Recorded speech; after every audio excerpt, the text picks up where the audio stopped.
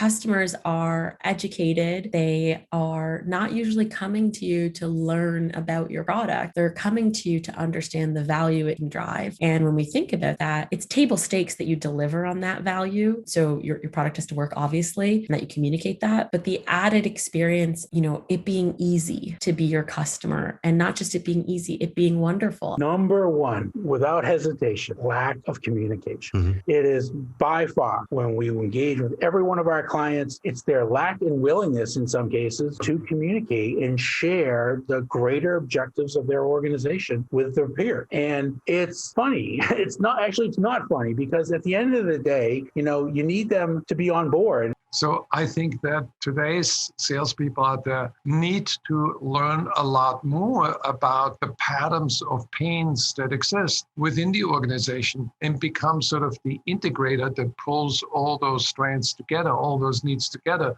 and then formulates a plan with the buyer on how to win.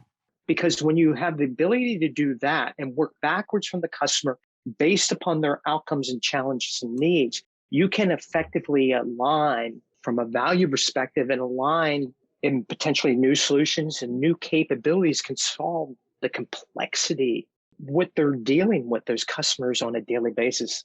So in other words, I cannot scale what I don't know. So we really need to understand what works and to put that into a framework. It just seems like such a logical exercise, taking a look at not just the way in which we're doing business as sellers or service people or even marketing, not even looking just at that, but looking at the customer and then finding out what makes the difference. But we know that 70% of the buying cycle is done without sales teams now.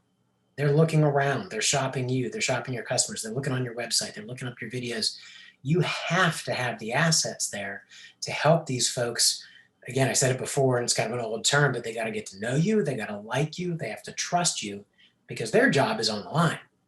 For me, I thought a lot about this from the perspective of a new hire, the perspective of a customer. And when I think about a new tool that we launched at one of my companies, I sit and I think about, as a purchaser of that tool, what did I really enjoy about that onboarding process? What felt like sandpaper and just didn't work really well with our processes? And thinking about it from the customer's perspective was the most helpful tool. It's just like a friendship, right? You can't just not call somebody for a year and then call them and expect them to be able to just have dinner with you the next week or want to. It's that same thing. And I think that is where we're at today. It's a smaller, more incremental touch points to keep things moving smoothly. The thing that I hear all the time in the sales journey is we get a lot of attention and then we make the sale and the customer kind of feels like they're neglected a little bit in that moment, because the person who was their best friend, the sales guy,